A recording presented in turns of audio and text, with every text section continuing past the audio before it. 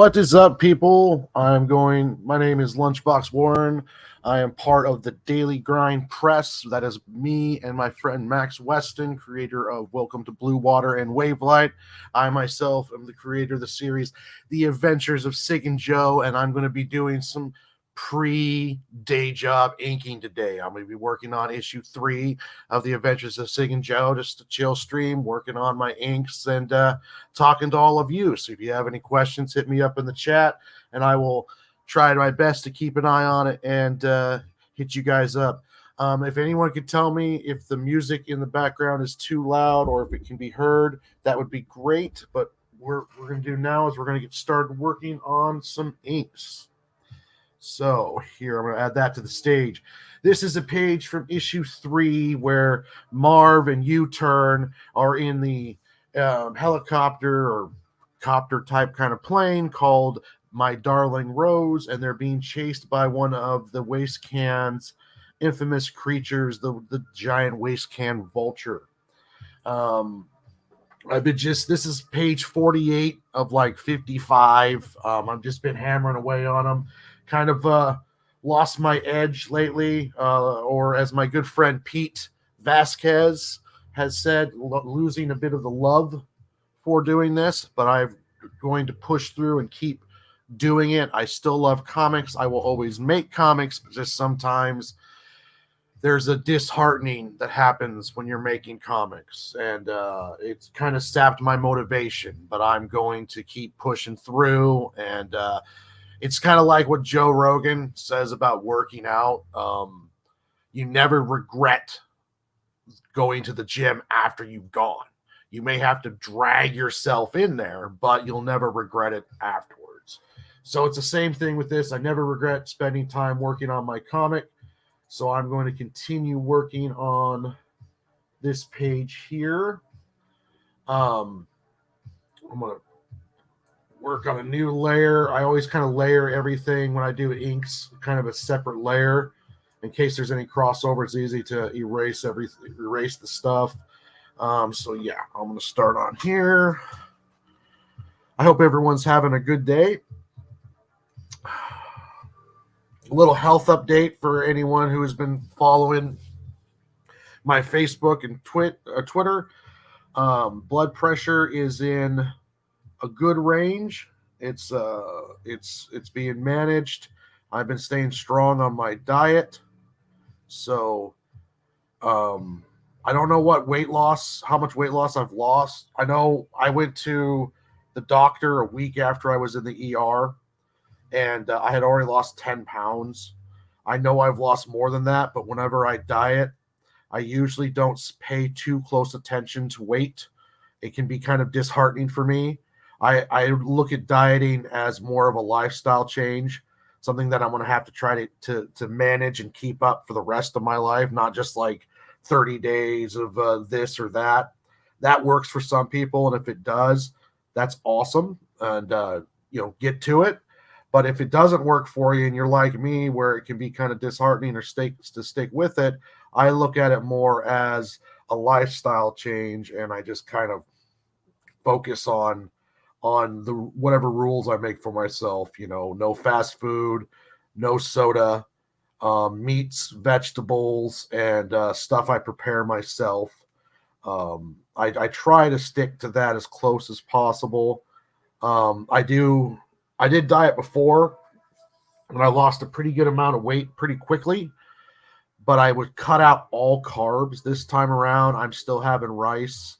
I still have potatoes here and there, sparingly. I'm not completely cutting carbs out. For breakfast, I usually have a couple eggs on toast with my coffee. Coffee is pretty much the only thing that's not water that I'm drinking right now, and I take daily vitamins and stuff like that. But just trying to live that healthier lifestyle, trying to get the stuff into check so that way I don't end up having a stroke. Let me check the chat real quick. What was the influence behind Sig and Joe? Well, when I first started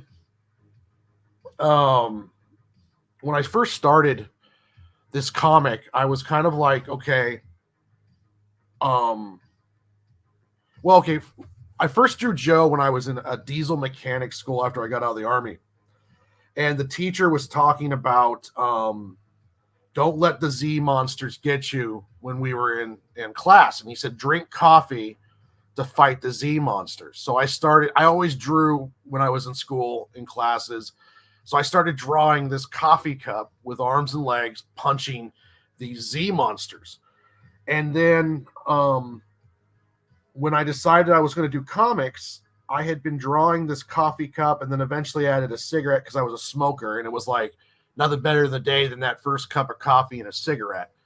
So I started drawing the cigarette, hanging out with him. And then I was like, okay, well, now when me and Max are like, well, let's make comics.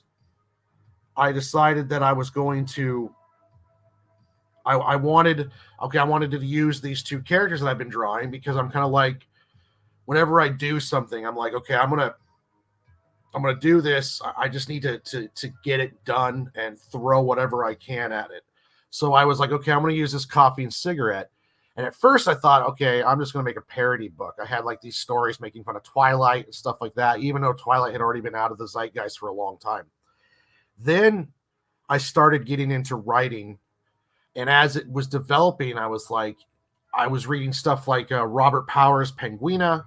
My favorite book, one of my favorite books is The Goon by Eric Powell. I'm a huge Ninja Turtle fan. I love sci-fi, Firefly, Aqua Teen Hunger Force, and I've always had an affinity for not serious-looking characters being in serious situations. I really like how with The Goon, at one moment it's almost a parody, making fun of itself, and then the next moment it has all this heart. So that was kind of what my plan was. It's like, it's comics. I can do whatever I want. So I threw everything I loved into one book. And it was, it's this. So I created this sci-fi story on this mining moon, and then you've got these two brothers and their family of misfits. And then I started taking cues from one of my favorite animes ever, Full Metal Alchemist Brotherhood, on how you can interconnect characters through a catastrophic event. So in Full Metal Alchemist, there's the war that happens, and all of the characters are connected with a thread based upon the war where they took out, where they were, essentially genocided this culture of people. And everyone, like the soldiers, had their trauma from it. Winry loses her parents in the war. So I started kind of realizing how to interconnect characters, and I started trying to build more up. And this is kind of, I always tell people that Stig and Joe is like my college course. Essentially, I learned how to make comics by making Stig and Joe. So a lot of my influences just come from the stuff that I love. Sci-fi, Firefly with the family group aesthetic, The Goon with its heart and seriousness thrown in there, Aqua Teen Hunger Force, my love for anthropomorphic characters, and all of that kind of came together in a big stew pot, and that stew pot became the Adventures of Stig and Joe. There's stuff that I know now that if I ever did, which I'm not going to, but if I'd restarted the series, there would be a lot more stuff I'd be throwing in at the beginning. But that's just stuff that you learn while you do it. I'm always a firm believer is that you got to be careful that trying to be perfect, you don't move anywhere. Like I want to do the story, but I just can't get it right. Sometimes it's best just to throw it at the wall, get it on paper, and then after it's said and done, give an honest and truthful look at it, and then from there you can build. Let me check the chat here. All right. Thank you, Ixthus. That is true. Art Victim, how are you? I'm glad you're here. Thank you very much. Yeah, I'm doing better health-wise. It's back on track, but it's a constant thing, so I'm going to always be working on it. I'm using Clip Studio Paint for inking. I just use the basic G pen. I don't use a lot of stuff in Clip Studio Paint. I just pretty much use it to make the comic like what I would do on paper. Just it's quicker because I have an undo button and layers. but there's a lot, like it's like I'm using a Ferrari just to go grab milk from the store. I really don't only use about a tenth of what Clip Studio is capable of, but it's such a great program for art and for comics. Photoshop and Illustrator are good too, but Photoshop and Illustrator aren't made directly for comics. They're used to make comics. So that'd be probably the biggest difference between Clip Studio and the Adobe, is that Adobe is made to do millions and millions of things, and Clip Studio kind of focuses just on, well, not just on comics, but mostly on comics. It's geared towards that.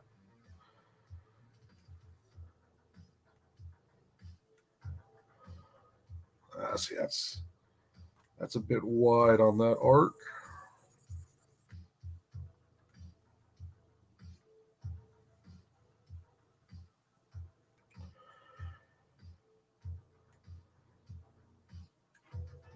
But that's one thing I want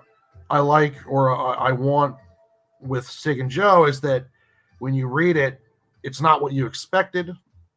And it's like a pleasant surprise. Like, I was expecting this kind of goofy parody, and I got something that has like some meat to it on some levels. Nothing wrong with the goofy parodies, but that was kind of like my it's one of the things I like to hear when I'm getting the reviews. It's kind of like, I didn't expect that. Wow, this is a little bit more serious than I thought, or along those lines. The first issue does need some work. There's some stuff that I've learned now with storytelling that could have been added in there to fill it up more, but it's still a lot smoother than it was before when I added the 5 pages, and I'm still very happy with how it came out. After I get done with this issue 3, I'll be working on issue 4, and that'll finish the first arc, which is essentially the No Good Deeds arc.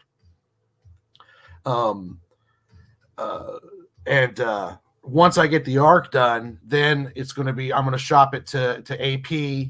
I've already talked to the amazing Ben Dunn about using Penguina's sidekick Pengu into a crossover with Sig and Joe. That's going to have guest appearances by Tomorrow Girl, Penguina, and Niobe. And that'll I'll be working on once I get the issue 4 arc done, and then I'm going to go right into working on the AP Superverse crossover with Pengu. That one will be a very good introduction with Sig and Joe also. I'm going to explore Pengu a bit more. I have ideas for the little guy. I'm essentially basing it off of what Ben Dunn has done in the 2 Penguina anthology, these with Pengu and Penguina. I'm going to try to play off of that a bit, and I'm going to kind of flesh Pengu's character out a bit more. So I'm really excited about working with that. I've got a really kick-ass action scene planned for Niobe. Of course, if it approved by Larry, if Larry approves it, I will go ahead with it. But I got a couple cool action scenes planned in my head. I'll start working on that really hardcore once I get 4 to the stage of pencils. Because once I get to the stage of pencils where I have the layouts kind of figured out and the script figured out, then I can start working on another script when I'm not drawing.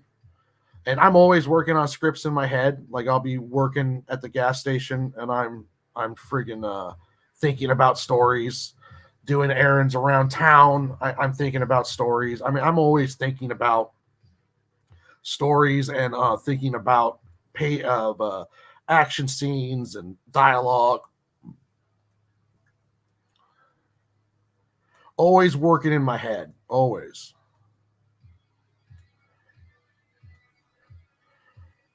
I've got a lot of stories planned. More for Sig and Joe. Sig and Joe is kind of an ongoing.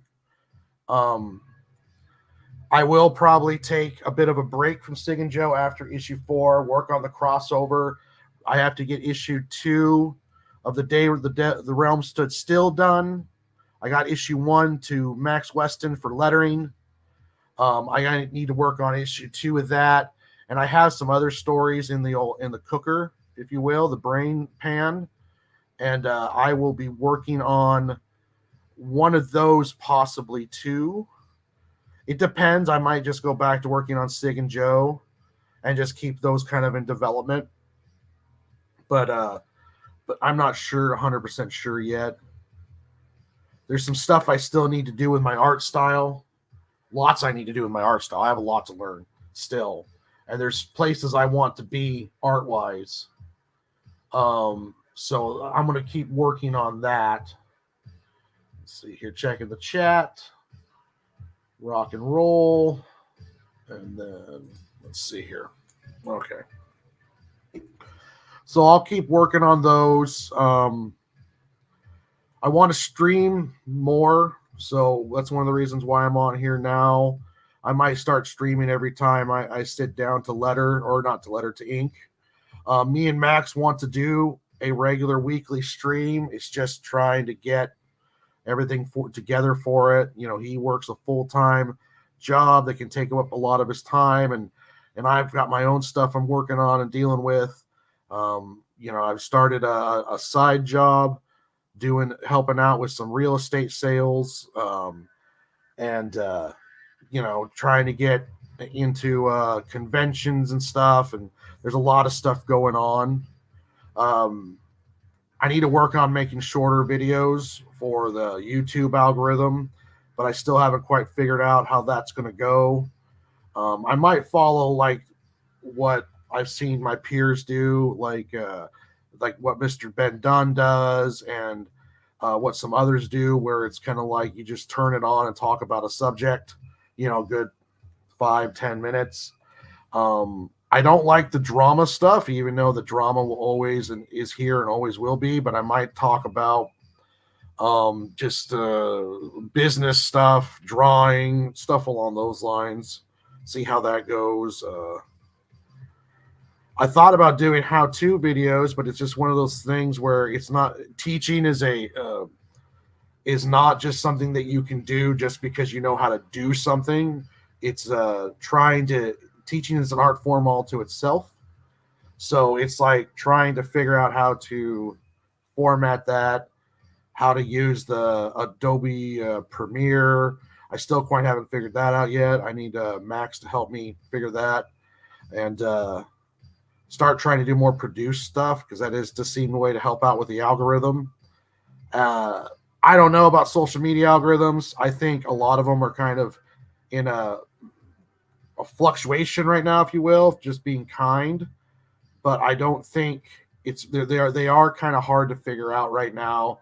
I don't think the algorithms are doing much except for pushing content to make you angry and to get that reaction. I think that's what's mostly happening right now. I noticed my For You page on Twitter is not even close to anything that I like or share or interact with. It's essentially just keeps pushing politics to the point now where I have to delete or I have to block people who report on politics, because even if I mute them or I say I don't like this, 2 or 3 days later, the algorithm is throwing them back on my For You feed. So it's like I just have to get to the extreme where it's like this person who's just doing their job, essentially reporting news, I'm blocking them because Twitter will not stop sending me their stuff. So it's like I don't know what the deal is on that. I got rid of I don't follow any news people anymore. I stay away from all that stuff. I don't even follow the New York Post anymore, just because I'm trying to see why is it the algorithm feels that I need to have politics constantly on my feed when I don't like politics, I don't share politics, I don't repost politics, I don't talk politics, but yet it's just politics. Facebook looks like a weird swap meet with all the ads of stuff that I have no idea, and weird groups of fan groups that just keep hitting up on there. And yeah, I don't know. The For You algorithm doesn't seem to be working that well. It doesn't really care about what's for you. It's like more like it's trying to tell you what it wants for you to look at, more along those lines. So I'm still working on trying to figure out social media. I do know that consistency is a key, and I know that consistency is an issue for me. So I need to work on that. There's still plenty that I can do to improve on there. So I'm definitely not just saying that, oh, well, the algorithm's broken, that's why no one sees my shit. No, it's because I don't post enough. So I do take responsibility for my own deals in that. So it's just I can't quite wrap my head around what the hell's going on with those platforms. It really does, seem like they just want to push stuff to essentially fire you up to get that engagement. I usually don't follow too much of like the conspiracy stuff, but if you look at your For You page, it really does feel like that all Facebook's trying to do is piss you off. That's the same with Twitter. Like, come on, Elon, let's get this stuff going. Get one of your robots on it. We check the chat. All right, cool. Yeah, I'll be going here until two o'clock. So the next 45 minutes, and then I'll have to jump off and start getting ready for work.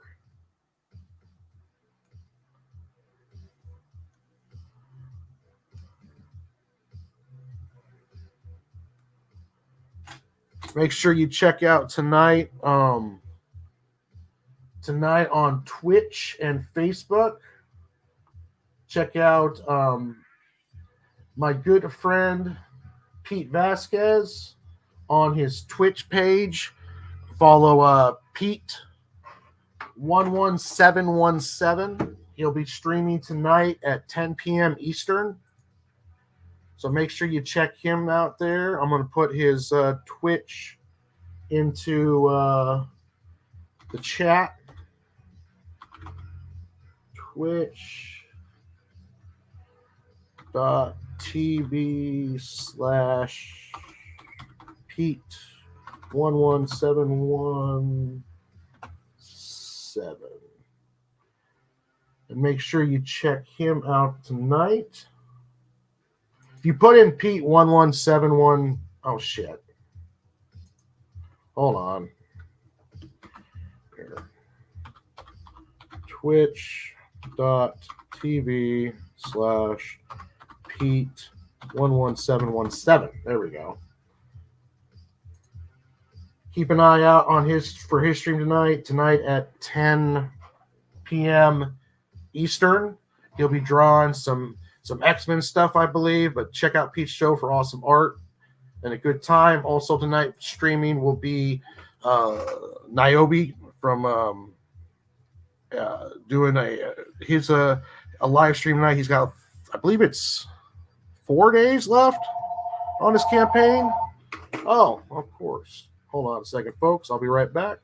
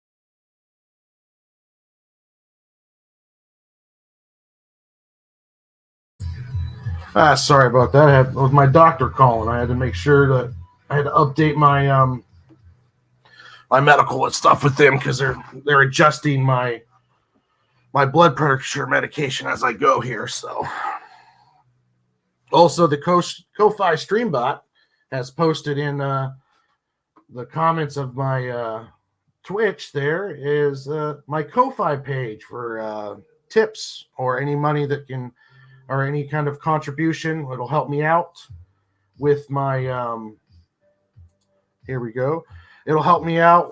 All money that goes into here will be funneled into comic book stuff, getting ready for issue 2's launch, which I plan to have it ready to launch after my Kickstarter for issue 1, which is going to be launching May 1st. I'm going to have the pre-launch page up in April, and I'll be getting ready to start rocking that. It'll be my first Kickstarter. The book is already done, so essentially this Kickstarter is more like a marketplace for me. I'm just going to try to see how many I can sell through there, and then also it'll help me get a nice little print run for issue 1, build up a bit of an audience through the Kickstarter, which is a kind of major platform for comics right now, and see how that goes for that bad boy. It's interesting because you have two different types of comic book makers. You have comic makers that do like one aspect, part of the aspects, and then they hire talent. So they'll be writing, which is an art form all of itself, and then they will hire artists, and those artists to do the book and the pages. And then you have people like me who are insane enough to try to do 95% of it on their own. I say 95 because it's actually probably closer to 90 to 80% on my own, because I have Max Weston, who does my letters, as well as working as editorial and kind of writing teacher. He helps me out with my writing. I can bounce ideas off of him. He takes a look at my art and gives me pointers, and it helps out with that. He's a big support help and to the project. But the rest of it, art, the art, the scripting, the writing, all of that stuff, that's all me. And there's advantages and disadvantages to both ways. One advantage for me is pricing, because your product pricing is based upon whatever your overhead is. So if it costs you, it can cost you up to $6,000 and as cheap as like $4,000 to do a decent comic book in today's age. And this is just talking, it can vary wildly, depends on how much your artist charges you for pencils and inks, and are you going color and along those lines.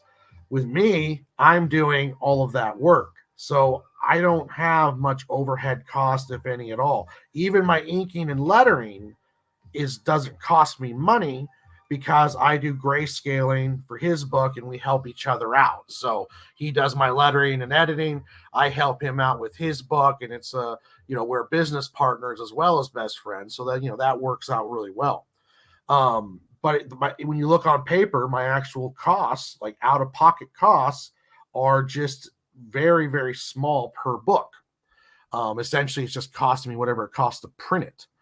Now, the downside of that is what is the upside for the person who hires talent, is that my quality of art, quality of writing, quality of whatever I'm doing is based purely on my skill base. So my art will only be as good as I am. Now, if you're paying for talent, your art is based upon the finances available and who you hire. So you can hire somebody. I'll move that down a bit. You can hire somebody, and your art levels can change drastically based upon your financial contribution to that. So if you have the money, you can have a much better looking book than what I do, because you can essentially go, well, I don't like this artist, I'm going to go over here. So you can very, very quickly, and you have much more control over quality when you're hiring talent, because you're just essentially, the only thing holding you back is how much money you have to spend on the book. In my case, if I want a better looking book, I need to get better as an artist, which can take time. That takes studying, that takes work, that takes trying to, going and along those, and doing hundreds of hours of studying, and you may never even get close to where you want to be or you want the book to be, but all that is on you. When it comes to people who hire talent, that is on whoever that they hire. Now, don't get me wrong, there's pitfalls to hiring talent. There's the overall cost. Is the talent reliable? Are they going to get you the book in time? Stuff along those lines.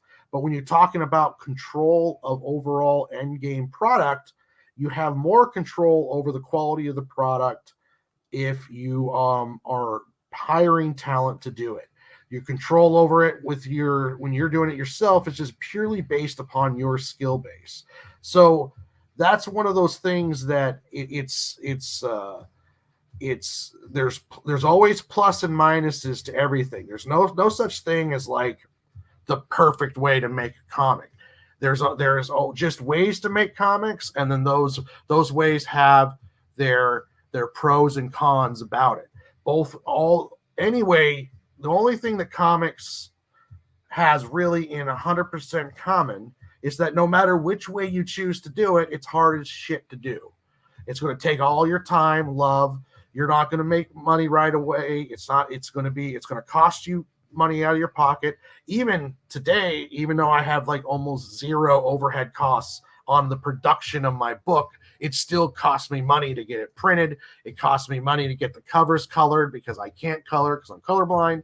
So, I mean, the limitations of the creator when you're an all-in-one like me are purely based upon your own personal limitations.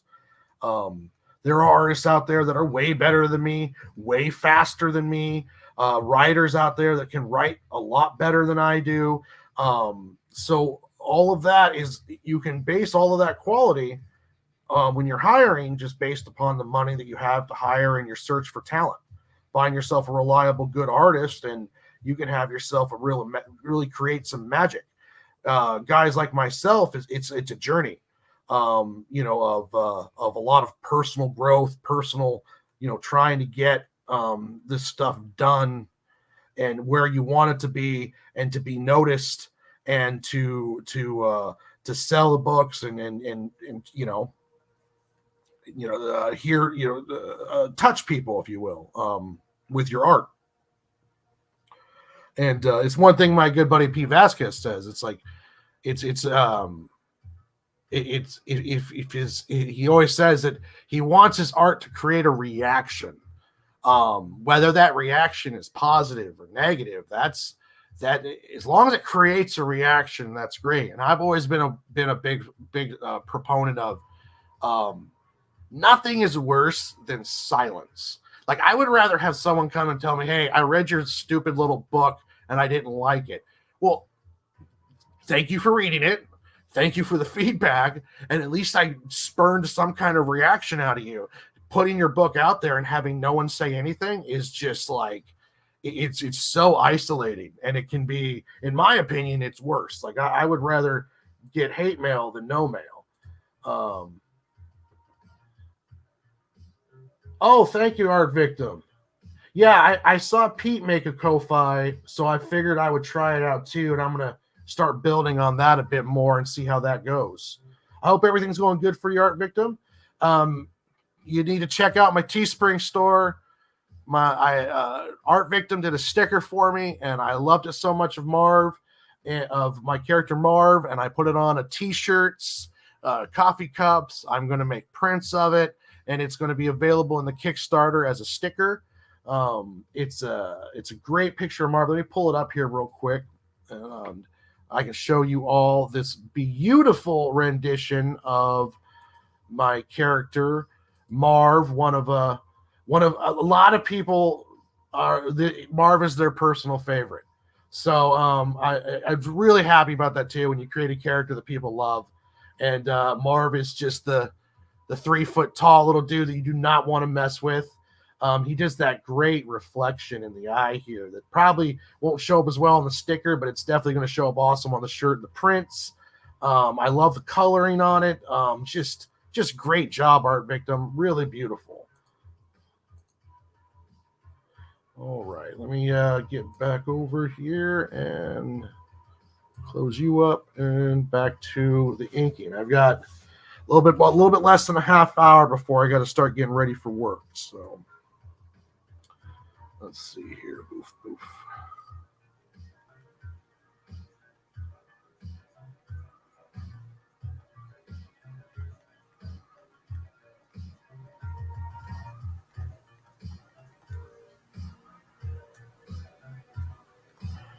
I've been working a lot on trying to get my energy and speed lines in my work going.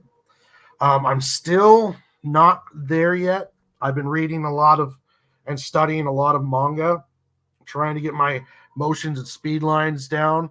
Currently, I'm really studying and loving Sakamoto Days. It is just an amazing manga. If you haven't got a chance to read that one, the artwork just pops. The speed lines, everything is just great. I've been looking at some, may rest in peace, some Akira Toriyama work from Dragon Ball. I have got some 3-in-1s of Dragon Ball and Dragon Ball Z, and I've been kind of going through and looking at those and just trying to improve different aspects of the art on my fight scenes, my action scenes, getting the motion down, making sure that one thing when you're doing sequentials, because sequentials is an art form all on its own, is being able to convey the action but not conveying too much.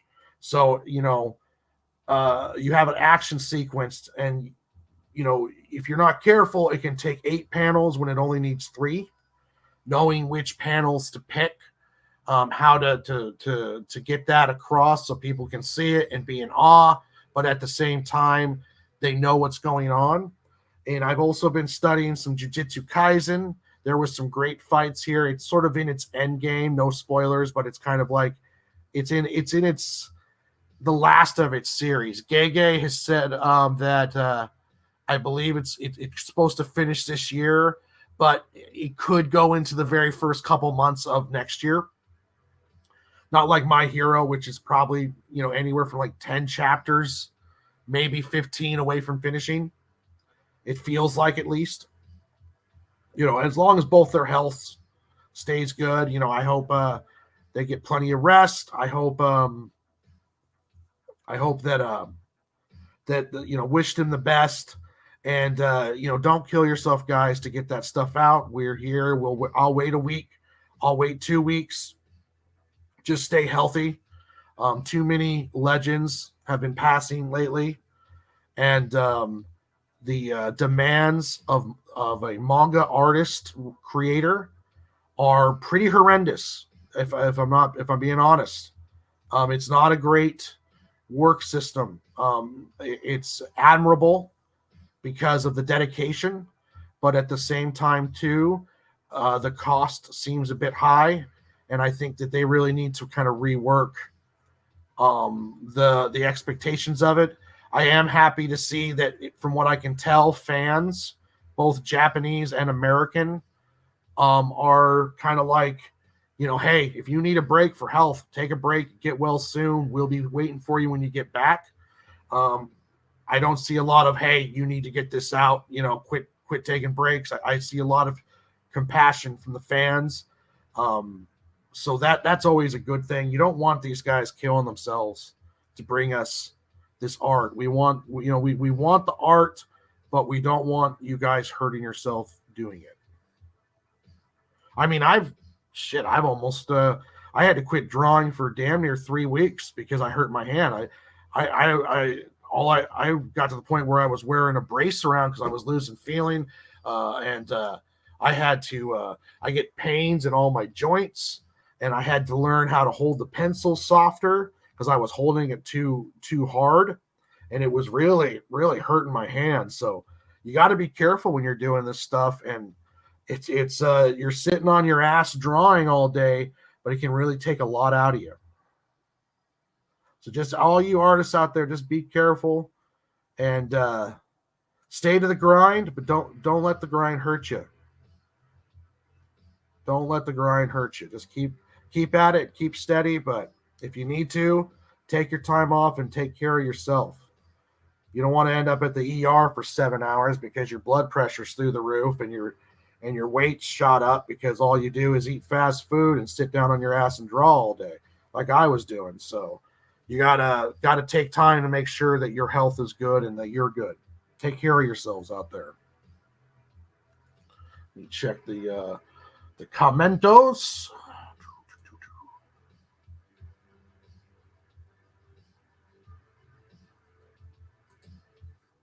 Yes, things could be worse. My motto: the Teesprings shirts look amazing.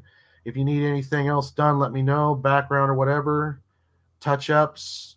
Oh yeah, no problem, man. I will.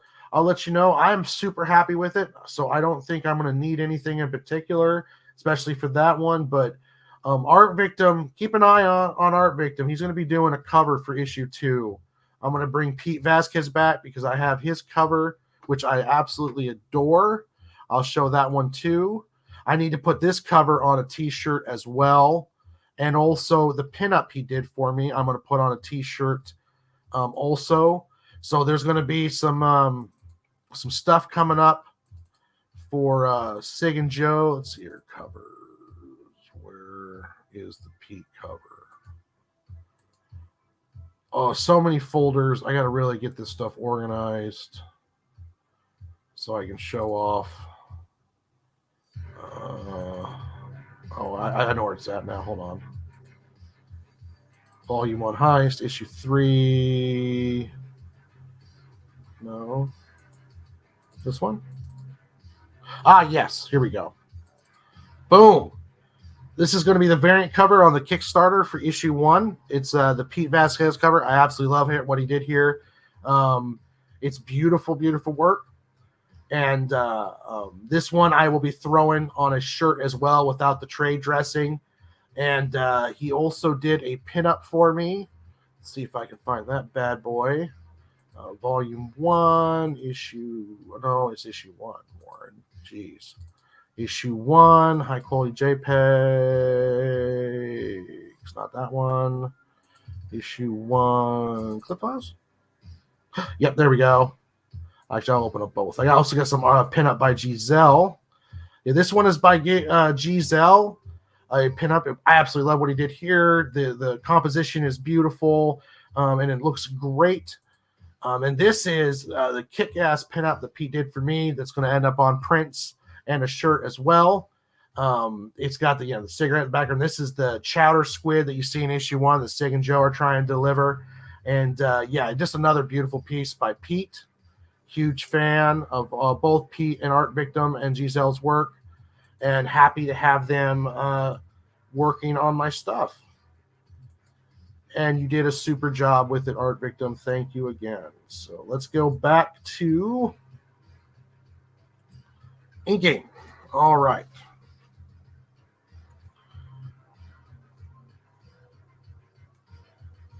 I think the hardest thing about doing the streaming stuff is trying to talk enough, but I'm getting better at it.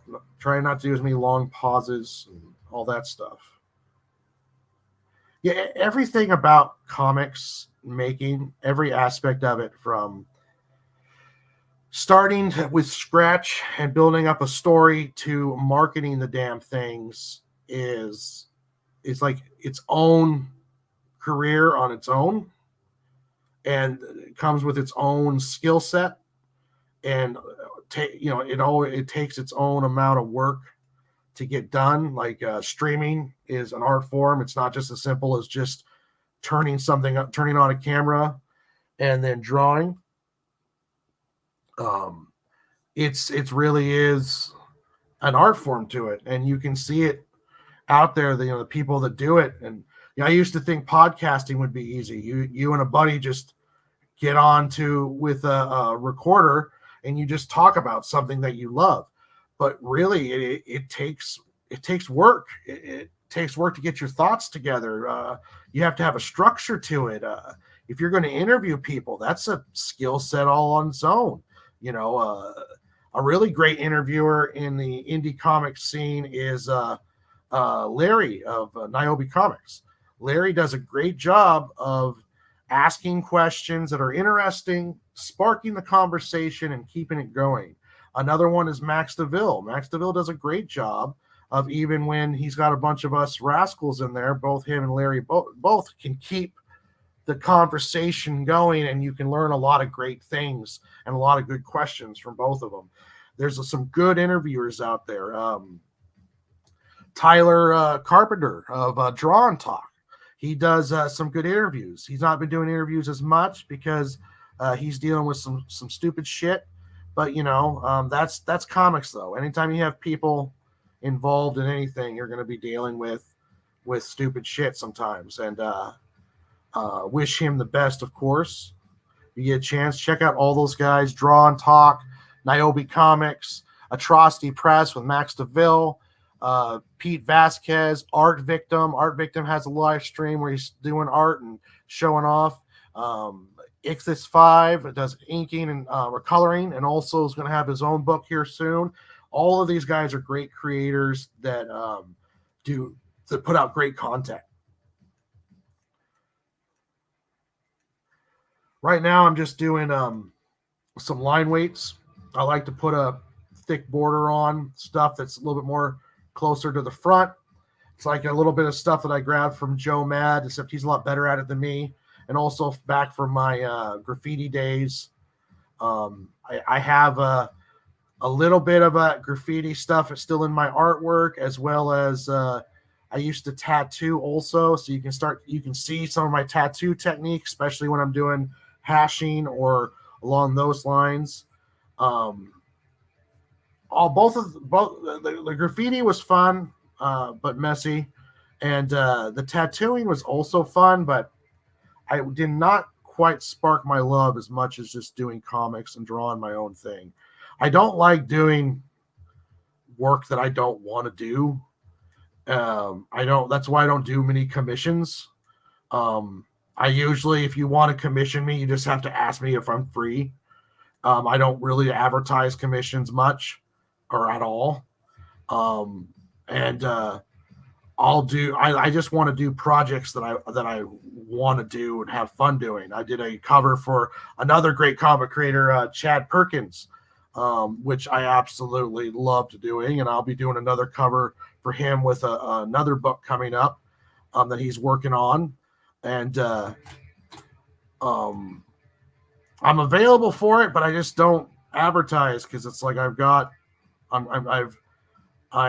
my own stuff to do, and I'm also kind of a firm believer in, especially if you're an American artist with cost of living and the way things are, I want to get most bang for my buck on the time I spend.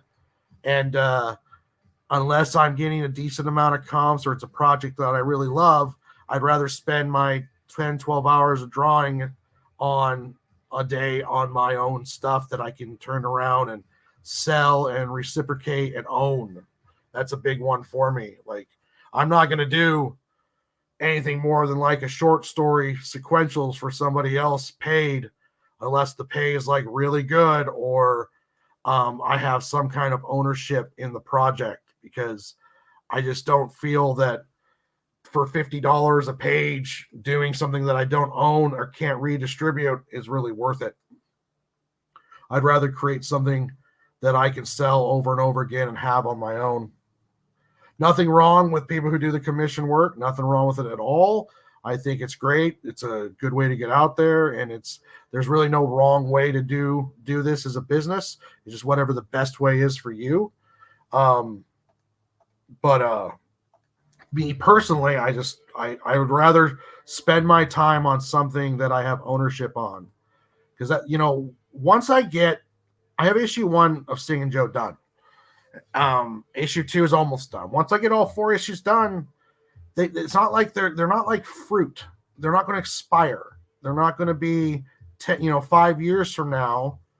I could meet somebody and that person has no idea who I am, and they'll start seeing my stuff, and then I'll start selling. I can sell them issue 1, 2, 3, 4. So having a finished product is never a bad thing.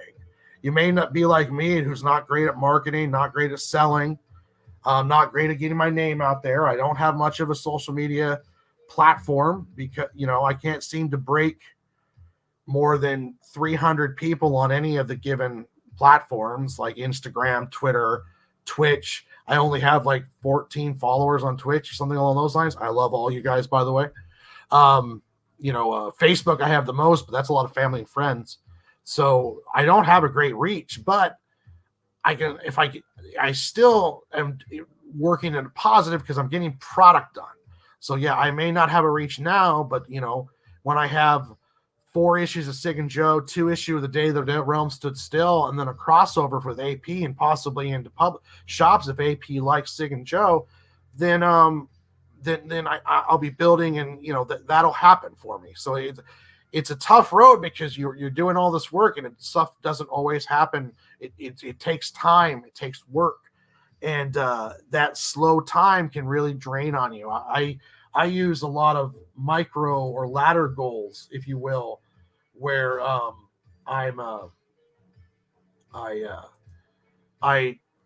not like my main goal is to get up to where I can make money off of art and not have to work. But I realize that is a long road. It takes a lot to get to that point if you ever do get to that point. So I have micro goals for myself. Finish issue 1. Finish an arc. Improve my art. Learn speed lines. Improve my writing. Learn. There's all these micro goals or ladder goals that I can look at as achievements, and also remind myself looking how far I've come is very important, because you can look at how far you have to go and you can just be like, I'm never going to be able to do this. But I like to look at how far I've come along and realize that the hard work is working, and I just need to put more hard work in, and things will get better. I will get better as an artist. I will get better as a writer, a marketer, a salesman. All of those things come with repetition, time, honesty, and hard work. The honesty being honest with your product and with yourself. Being able to look at your art and say, okay, I need to work on this. I need to work on my composition. I need to work on page flow. I need to work on backgrounds. You never want to get to the point where you're like, my work is perfect, and the only reason why I'm not is because of I don't have boobs on the cover, or I'm not doing this, or I'm not doing that. Those are kind of toxic mindsets that kind of will stunt your growth, because you're not looking at what you could improve on. You're not looking at what people who are successful are doing and analyzing and seeing what you can use from that. Instead, you're stagnant because you're like, I don't need to do anything. The problem's not me. The problem is the consumer base or society or people, sexualized content. No. The problem is you have to look honestly at yourself and figure out what you can do to improve that reach, to understand what that reach will do. If I'm doing a slice of life book, I'm only going to attract people who like slice of life stuff. So is there a limitation to your genre? Is there a limitation to your artwork? Do you need to change and improve here? So there's a lot of stuff that you need to look inner in order to grow. And that's one thing I try to concentrate on is not looking at what the person next to me who's successful is doing and getting mad and blaming them or throwing shade their way or their product. No, what's important is that you look at, okay, this person's doing good. Why are they doing good? And can I use any of that to make myself better? And sometimes you can't use any of it just because it's a pathway that you don't want to walk down. But an understanding of why they're doing good will always be beneficial to you when you're trying to figure out your own path. Check the comments. Boom, boom, boom, boom, boom. Okay. And I got 7 minutes, so I'm going to start wrapping this up a bit, and then I'm going to go wash my ass and get ready for work, the day job. I won't be able to finish this whole bird, but I'll start on his head here.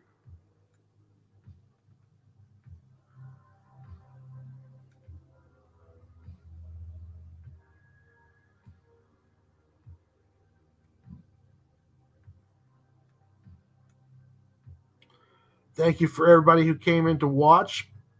Thank you, Ixthus Art Victim. Thank you for the likes. Make sure tonight to check out Pete Vasquez on Twitch. Go subscribe, follow Pete 11717 on all the social medias. Make sure you check out Art Victim on and go subscribe and follow him on Twitch, Facebook. Just look up Art Victim and you'll be able to find him. Make sure check those great guys out. They got great art, great content, and they're just all around great people. Check out Ixthus5 on all the social medias. Just put his name in there and you'll be able to find him. He does a lot of streams with coloring. Real positive, hardworking dude. Check out Atrocity Press. Check out Niobe Comics. All of these guys are killing it and working hard. Keep an eye out on AP. Mr. Ben Dunn, he's got himself his own YouTube channel where he talks about pop culture and stuff in the business. Some really great videos on how to survive in comics and work in comics. Just there's a lot of positivity and good stuff going on in indie comics. I myself have get swallowed up and dragged into and affected by the negativity. Even if that negativity is not directed towards me, it still kind of affects me because I've been having a problem with getting my love and my passion for this work back again. I mean, I'm still working it. I'm still kind of driving myself through it, but it's been kind of tough. And I think it's important to look at the positives, to look at the good things. I think human beings naturally will always kind of go towards a negative, and they kind of flock towards a negative. And I believe that's more of a natural state for humans, is negativity at times. I think it takes work to be good or to be kind. I think it takes work to be empathetic, to show empathy to people. I'm a big pusher for, if you like someone's art on social media, give them at least a like. A simple comment of, hey, nice, beautiful work, nice job.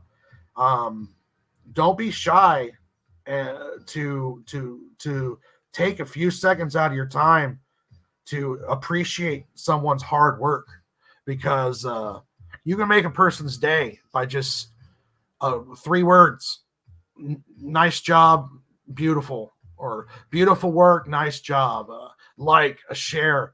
All this stuff is free, and it really does make a person's day.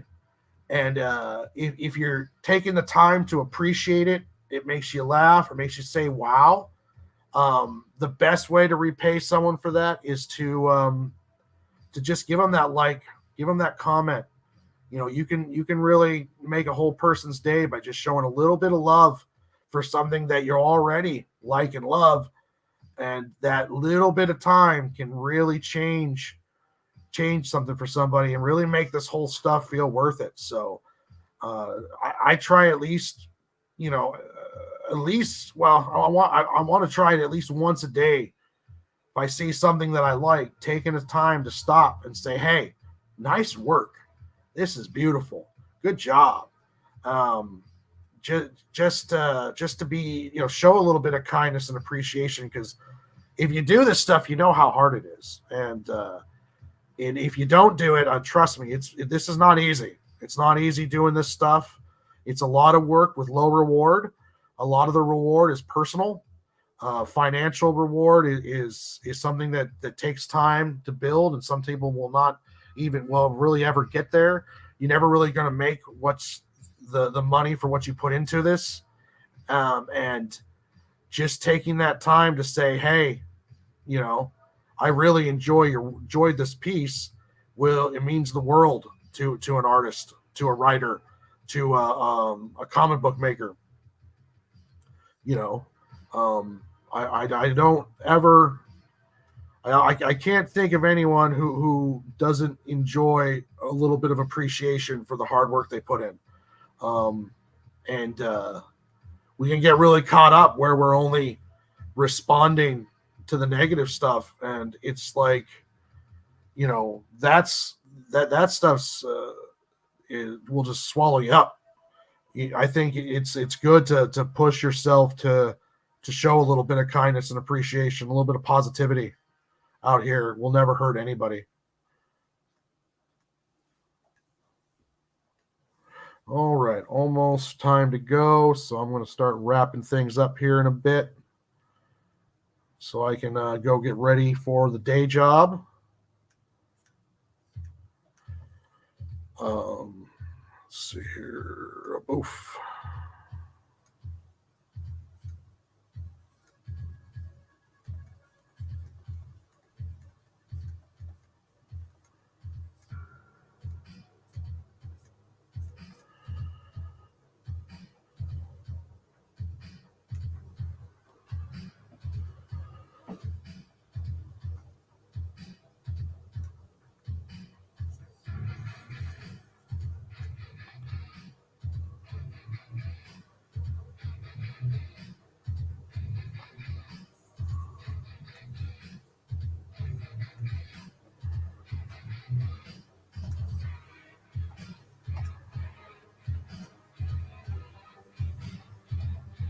Okay.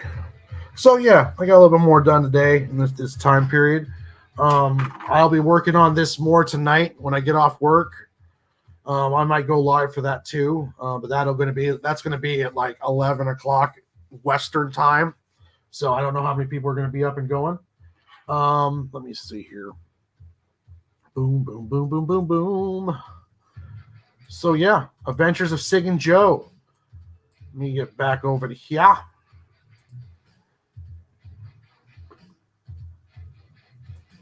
Oh, thank you, Art Victim. You're speaking a lot of truth. A like, a share, a comment can be the only interaction a creator gets in a day, and it means a lot. Yes, it does, 100%. And it's easy to do, and it doesn't take any time. It doesn't take any time, and it could make someone's day, and it's free. So we're gonna be wrapping this up because I gotta go get ready for work. Thank you again for everyone who stopped by. I'm just like, subscribe, Facebook, Twitch, Daily Grind Press, YouTube, whatever your flavor choice is. There'll be more streams in the future with me and Max.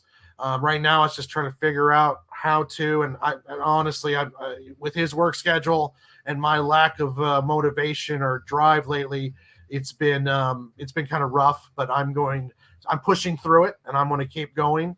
I'm never going to stop making comics. So, but for the shill stuff, Welcome to Blue Water #1, issue 1, PDF by Max Weston, art by Joe Wong, grayscaling by me, is available now on the website www.dailygrindpress.com. The Adventures of Sig and Joe issue 1 PDF. It's your standard PDF. There's going to be a special one made for the Kickstarter, but if you just want the basic story, the bare bones one for $1.99, you can get Sig and Joe PDF. the Adventures of Sick and Joe issue 1 PDF. For $1.99, you can get the Welcome to Blue Water PDF, which is 64 pages, I believe, of content, crime noir story following the adventures of Yancho. Sick and Joe issue 1 is a 40-page book that kind of sets up the world and sets up the adventure and kicks things off. Issue 2 will be coming in June after issue 1's Kickstarter. The issue 1 Kickstarter is going to be kicked off on May 1st. Yeah, May 1st. There's going to be art available. There's going to be variant covers done by myself and also done by Pete Vasquez. You're going to get a chance to get stickers that were done by both Pete Vasquez and Art Victim. I'm really excited for that one. I'm going to try to get on a bunch of shows, talk about it, and go in. I'm trying to work on my sales pitch right now. But yeah, it's the Adventures of Sick and Joe. That's my series. That's my love, my passion project. And I can't wait to get the whole thing out there for you guys. I appreciate everyone who stopped by today. I appreciate the likes and shares and anyone who watches it afterwards. I hope everyone has a great day. Remember, kids, take some time and just show some appreciation for something that you're already appreciating, something that makes you smile, something that makes you say, wow. Just take that time and push that like button, push that share button, hit the comment button and say, hey, great job, beautiful work. And it's immeasurable the amount of joy you can make someone feel who's put in a lot of work and effort. And also, too, spreading a little bit of love and positivity around is never a bad thing. There's plenty of negative. If you want drama, if you want the fights, there's people who have entire businesses based off that stuff. I, for one, Max Weston, for one, we want to create more of a positive, more of a professional type atmosphere. I want to try to spread more positivity. I don't want to get into the gunk and the bullshit. So show a little bit of love, make someone's day a little bit better. And I hope everyone out there has themselves a great day. And I'll catch you on here next time. You guys have a good one. And stream.